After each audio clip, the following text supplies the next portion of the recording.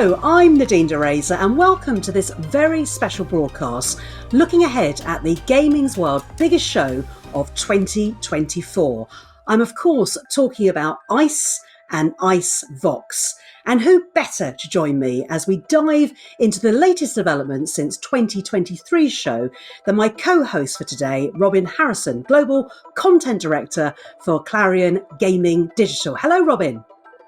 Hello, Nadine. It is great to be here. I'm very excited to see what you bring to the show this year and really keen to go through, what we're going to be doing there.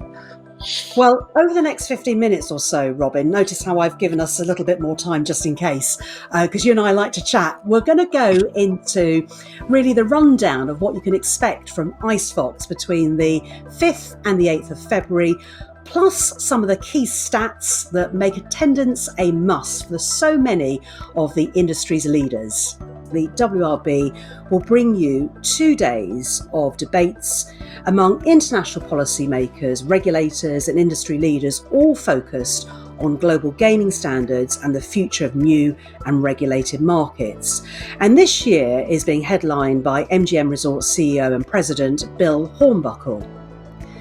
Now, audience will have the ultimate insider's access as he sits down with Simon Thomas, Executive Chair of London's Hippodrome Casino, to discuss how AI will change the industry and also what the future has in store for MGM. And Robin, I know you caught up with Bill Hornbuckle earlier on in the year. What did he have to say? So it was a fascinating conversation. I don't really want to give too much away because hearing him tell it is just absolutely fantastic. But his story is incredible. He started out as a busboy in the Jockey Club, which is a timeshare resort in Vegas. And, as a timeshare resort, they can't really get rid of it. But around that, are properties like the Bellagio, where his office is. And like we talked a lot about Vegas, when the interview happened, it was in the lead up to the F1.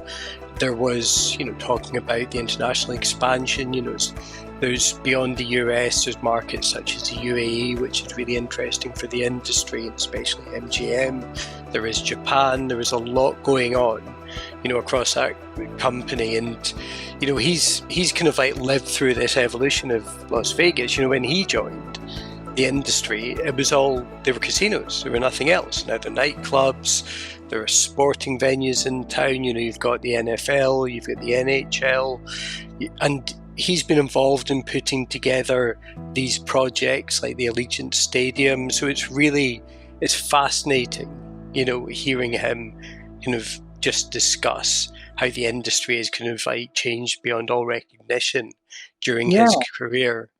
Well, he's also started right from the bottom and worked his way up in many ways, hasn't he? So, it's going to be fascinating to see, the evolution through his eyes. And actually, he isn't the only one headlining this year. We've got a whole host of presentations and panels tapping in to all the major issues. One of the panels that I'm sure definitely create a debate is the brilliantly named What's Black and White and Unregulated All Over? Yes, it's not one of my jokes, so don't worry, I'm not expecting a response. It's all about, I suppose, weighing the risks of operating in the grey market. And this is essentially asking how grey can you go as an operator? And I suppose as a regulatory jurisdiction. Is that right, Robin?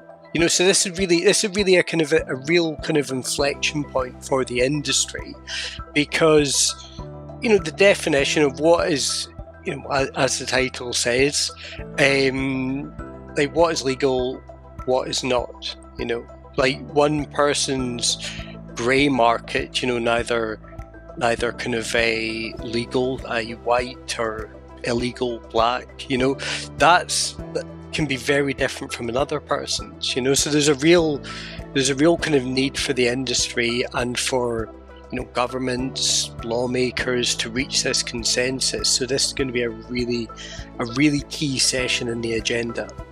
Yeah, and it's very difficult for the industry to operate when you're not completely certain as to, the regulations when it is grey. And like you said, there's different shades of grey.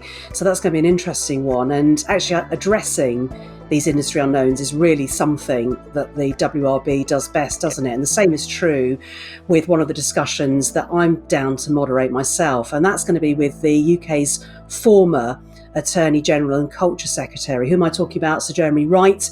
And he's going to be debating how regulation can keep pace with new technology like generative AI, underlining the word generative there, and also blockchain too.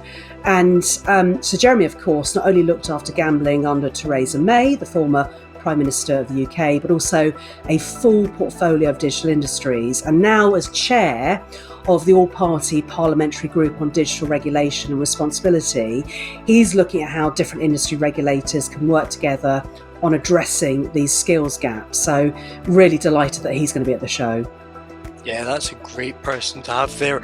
And it's another topic that I think is really crucial, because generally, the industry and technology is always going to move faster than regulators can keep up, And I think there are some kind of elements that, potentially with the Gambling Act review, there's a few kind of efforts to give the Gambling Commission additional resources that's going to help them, hopefully try and keep the pace better. But there's also ways, within that for, kind of like regulators to innovate, looking at sandbox environments, playing about with new technology there, doing limited test runs.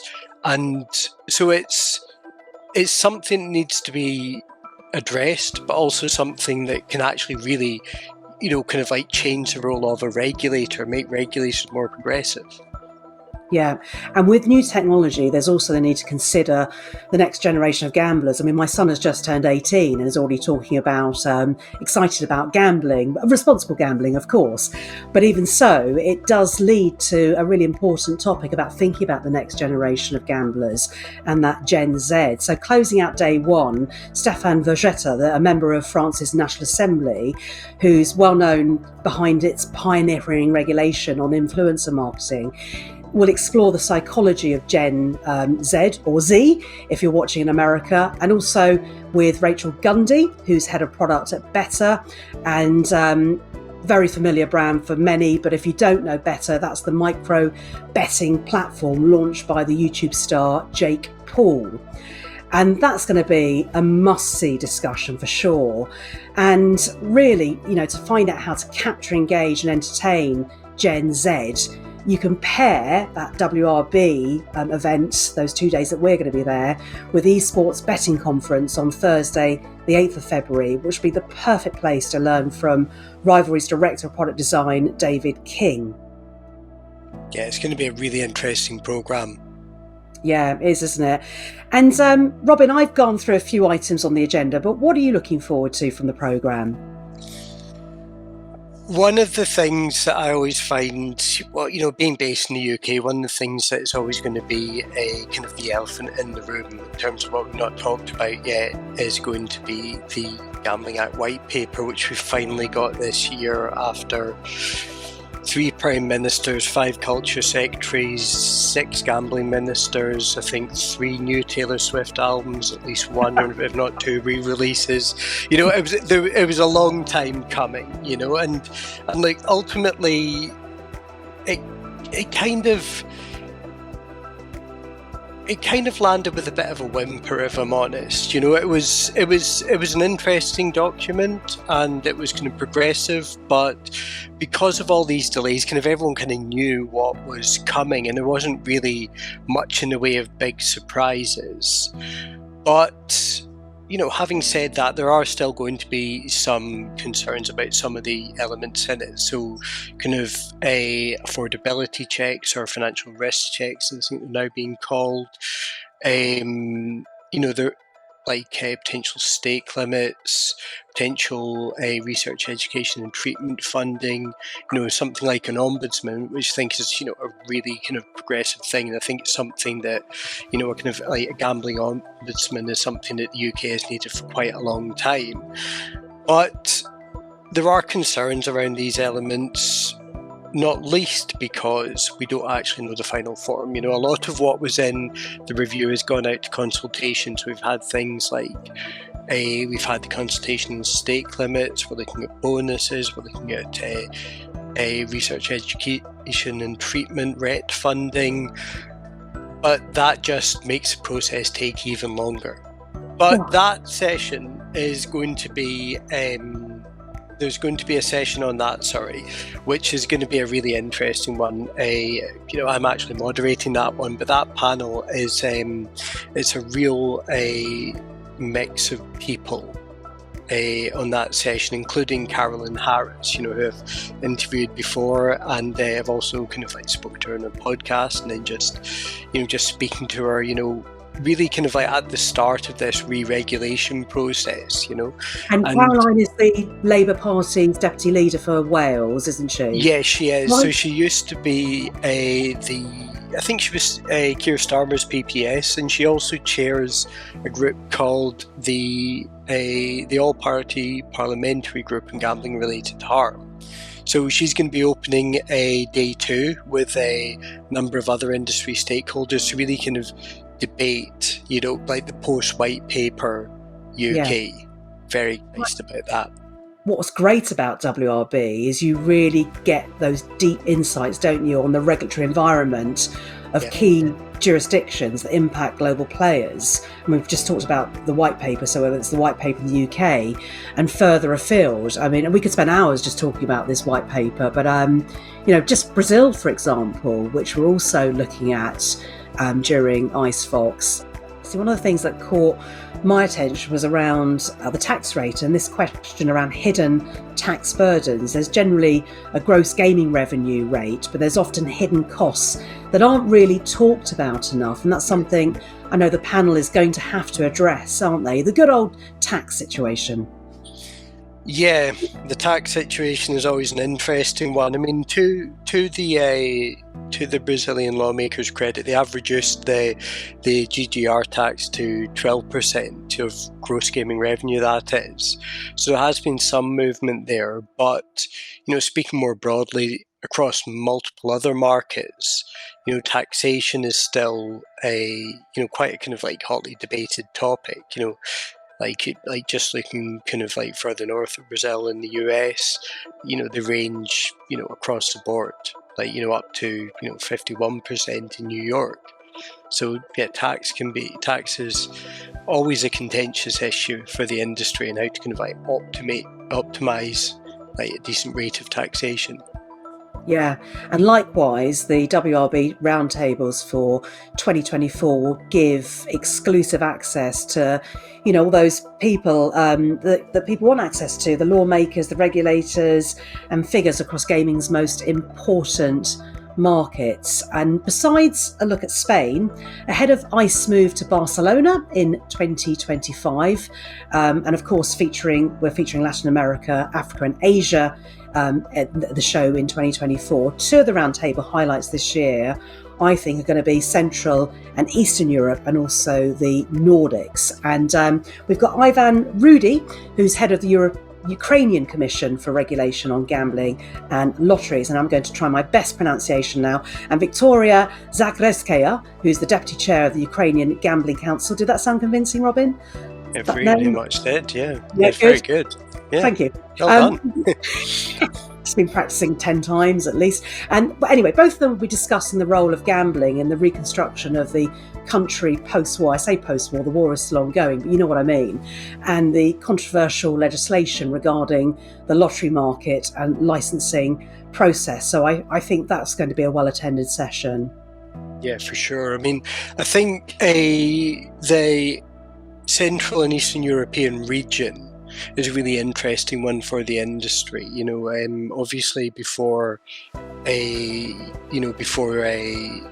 of like Russia's attack on Ukraine, that market recently re-regulated and was seen as, it's a real, like, Ukraine has always been an incredible technology hub for the industry. A lot of companies have offices there, and a lot of, kind of professionals and, kind of really good friends and contacts, are from that market. And, it really was very vibrant. And then across the wider region, you've got a lot more investment going in there.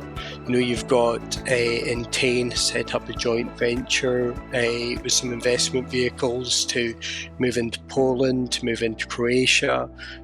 Flutter, which owns Paddy Power, which owns FanDuel.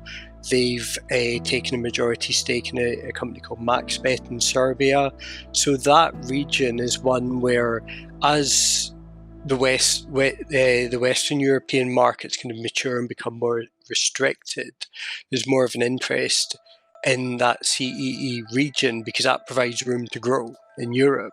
Well, actually, I mean, all of those roundtables are fascinating. And what we're going to be doing, actually, because I'm going to be there sort of facilitating all of them. And because, if you're at the Nordics one, that means that you won't be able to hear the others. But actually, right at the very end, we're going to go around all the roundtables and get a quick synopsis from all of the different roundtables being represented there. So I think that gives everybody a flavour of some of the key challenges and opportunities and what's going on there. So they're going to be brilliant. And we've got to remember, Robin, ICE VOX isn't just the WRB, although of course we're going to be both at the WRB, and we'd like people to come, and I know they will.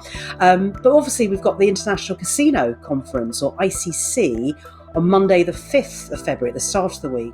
And that agenda, just looking at it, is really unmissable. And once again there, the topic of tackling illegal gambling in the industry is of course front and centre. And you've got Corey Plummer, who's the CEO of Olympic Entertainment and Ollie Betts, discussing this alongside new markets. Of course, they'll be talking, I'm sure, about mergers and acquisitions, M&A, and sporting partnerships too. Yeah, that is... ICC is always a fantastic conference. It really is fascinating, and it's interesting that the issue of illegal gambling is coming up there as well. Because you think about within that land-based context, a land-based property is physical. It's quite hard to hide it. But what we're really seeing in Europe, and this kind of spans multiple countries, I'm just going to pick out Germany as an example, is you see the illegal betting shop, illegal gaming halls really kind of proliferating at the moment. So the fact that this is also coming up as an issue for, brick and mortar casinos as well as online, it just kind of shows that pressure for that to kind of make these definitions of what is legal and what is not. Obviously with land-based it's more clear cut, but that kind of, just shows how much this issue, which almost kind of went quiet for a fair few years, is really coming up as a kind of key point of discussion again. Yeah, so I expect a lot of people to be talking about that, the ICC. And also Alex Dixon, President and CEO of Nevada's Q Casino, will then give the ICC's headline presentation on creating a sustainable gaming business that grows your local economy, which I think, just the title, you can hear it's going to be very, very engaging to listen to. And then following on from Alex, there'll be sessions looking at how the industry can redesign casino spaces to accommodate hospitality strategies. And I do love the next one. Global live entertainment will also be under the spotlight. And with this, we've got David Hutchinson, CEO of Monopoly live creator Path Entertainment, and also Christine Wacker, Director of Business Development for Netflix Immersive Experience. That's going to be such a treat, isn't it? It's going to be fantastic. It's really interesting because, especially for the land-based properties, it's they aren't just where you go to gamble. It's it's a real kind of experiential business, and you see what's happening in Vegas at the moment. We've got there's a giant marble down the end of this the strip now, the Sphere, and it's really kind of talking to these real kind of experiential businesses. Just really makes it, just kind of shows how the casino space is evolving, and it's fascinating to see. It's very exciting. Yeah, and the ICC is also welcoming regulators for the first time, and yeah, I think it's going to be really interesting seeing René Janssen, the chair of the Dutch regulator, giving one of his final appearances before standing down later in the year. So he's going to be a much missed figure, but it's great that he's coming along to ICC this year in London, and he'll be discussing the implications for the casino market of the Netherlands' tightly controlled system. So yeah, just to get your thoughts on that, how you see the Netherlands playing out and what impact that has on Netherlands regulation of casinos. Well, I mean, first of all, it's a bit of an end of an era to see Rene stepping down. I did a fireside chat with him at IGB Live in Amsterdam last year, and he really is just such a kind of accessible and such a knowledgeable figure. He's a great person to talk to, so very sad that he's moving on from the KSA. But the system in the Netherlands is an interesting one, because obviously with there's a kind of like a state-controlled operator in Holland Casino, which has been doing some amazing things of kind of like redesigning and kind of almost kind of like building sustainable casinos, in the way, and it's really, I think with the Netherlands, the focus is more on that wider market, because they regulated online in 2021 after a long period of delays, and did it in quite an effective way, if depending on your definition of which shade of grey the operators were previously active in the market, because what we saw was a lot of very high profile names, kind of like big international operators essentially being denied a license at first. They had to wait until the end of a cooling off period before they could get in. And since then there have been some quite quick and occasionally quite brutal changes. So there's now a ban on what they're calling untargeted advertising. So that means anything above the line for online sites, you have to prove that the kind of under 25 audience is only a kind of small percentage of total readership. So it's a challenging market for sure. Yeah. And the beauty of this is that countries can learn off from each other, best practice, can't they? That's what I love about this show. Alongside ICE VOX's conferences, we can't not discuss the workshops on offer. These tactical sessions, as I like to call them, across the 6th and the 7th of February, are designed to not just inform, but actually transform delegates' perspective on your key industry trends. And again, Clarion have really done themselves proud. They've got some great speakers lined up there as well. And I'm just conscious of time. There's so many to go into, but a few that caught my attention, and it'd be just great to get a quick comment from you after each one. First one, shine a spotlight on David Leslie, Director of Ethics and Responsible Innovation Research at the Alan Turing Institute, and going to be discussing the ethical concerns and bias associated with implementation of facial recognition and behaviour detection systems. That sounds a fabulous session. It really does. I mean, it's coming at a really interesting time when people are being more kind of innovative in terms of, the ways that they onboard customers and create these seamless experiences, to kind of like verify identity, check their data, but also kind of like track their behavior, because ultimately, to keep customers safe. But how they do that and how deep they go while doing it, that's a challenging system. That's challenging. Yeah. And so I'm really excited to see what David has to say about that. How about Aiv Sh? That's a good one, I think, CEO of Codia Online. And Aiv is going to look at how to build brand awareness and connect with new players in highly regulated European markets. So I suppose the likes of Spain come to mind there. So yes, that looks like a good session with Aiv. Oh, definitely. I spoke to him a few months back, and just really interesting guy. And what I think is perhaps most interesting about them is they're growing in multiple fronts, including Mexico. They're looking at other opportunities in Latin America, but they're doing it in a very kind of disciplined format. They're being very, they're not a kind of splashing the cash, as it were. They're growing in a very kind of sustainable and considered way. So Yeah. it just, so that's really going to give them a lot of kind of, it's hopefully going to give them a very long trajectory. And also as a brand that's traditionally performed well in Spanish-speaking markets, that sets them up really well in future when you think about regulatory opportunities in Latin America. And, further down the line, maybe even the US. There's a lot of states with big Spanish-speaking populations, and these are traditionally not really catered for enough. So it's a really interesting business and a really great guy. And obviously growth areas as well. So looking forward to that. A couple of others that have caught my eye. So the last two, Alex Esteban Thomas, Executive Director of the Arizona Lottery. And here we're doing a session on the race to keep up and tap in to a younger demographic for lotteries, which I know we spoke about earlier as well. But I think Alex's take on that would be good. Have you met him before? I've not, but I don't want to say that every session's timely, but I mean it is. This is another one. Lotteries, the nature of a lottery is changing. Lotteries are becoming, they're not just about like a draw-based game. Like with the old national lottery machines like Guinevere and Lancelot or whatever they were called. Like they're much more than that. And it's not even just scratch cards. These lotteries are becoming, kind of multi-vertical operators. They offer sports betting.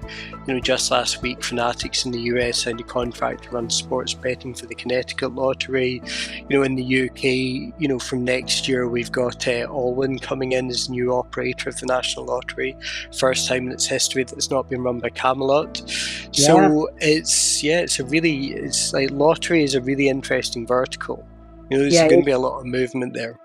Big changes in the UK, and actually I chaired the European Lotteries Conference a few years back ago, so that was really interesting, seeing all the players and how things had changed then, but more changes afoot as well. And then the last one that's caught my eye is Ola Bimpe Kingba. I know you have interviewed her, the Executive Secretary at the Association of Nigerian Bookmakers, and she's going to be focusing on uncovering how to build trust in KYC, or Know Your Customer, trying to share the acronym, share the love, without traditional identity verification in Africa. So obviously that's a real tricky area, isn't it? If you don't have that identity verification, how do you build trust in KYC? And Ola Bimpe has the answer to that, so one would hope she does. Yeah, so every year, IGB, our main digital brand, runs what we call the Most Influential Women campaign, where the industry essentially nominates kind of female executives that are perhaps not recognised for their contribution to the industry. And Ola Bimpe was in last year's rankings. New ones are coming out in a few weeks' time, and she like the Nigerian market is starting to really kind of digitize, and with that, there's a growing pains of moving from a predominantly retail market to, an online one, and that's why something like kind of like KYC processes and kind of bringing them into the gaming experience is so vital. Yeah. And I suppose, in many markets in Africa, they didn't have that old legacy infrastructure and actually have leapfrogged and can capitalise on some of the latest technologies, that mobile telephony and everything that offers. When 5G becomes a reality for everybody, then there's so many things that are possible. I'm going off into another telecoms world at the moment. I'm going to bring it back now to ICE and ICE VOX. Any other things that caught your eye, Robin, briefly? So, yeah, keeping it brief, I think the customer journey masterclass, I think that's fascinating. That's a topic, kind of like user experience and customer experience that I think is perhaps... I think the industry does a decent job, but I just feel it could go much further. It's like as more kind of like omni-channel offerings, connecting like the land-based experience with the retail experience, with the mobile experience, with the online experience, bringing all these things into one kind of functioning whole and kind of taking people through that journey. I find that a sort of subject really, really kind of interesting. And so I think that's going to be particularly particularly good. Well, that's amazing. I think that's the perfect place to end on. And I did say 50 minutes or so. I think it's been more like 50 minutes. I think we could go on and on. I mean, just like ICE and ICE VOX, we give you so much more than you were anticipating. We were just trying to sort of get into the theme of the show of more entertainment, more education, more. And I think we've given it today. Robin, thank you so much for running through the gaming world's biggest show with me. It's been an absolute pleasure to chat with you. Oh, thank you so much for having me, Nadine. It's been great to talk to you, and really looking forward to seeing you at Excel London in February. Yeah, me too. So that's it for me and Robin. I'd like to thank you for joining us today, and we look forward to seeing you at ICE VOX 2024. It's going to be what can only be described as an unmissable show, but don't just take my word for it.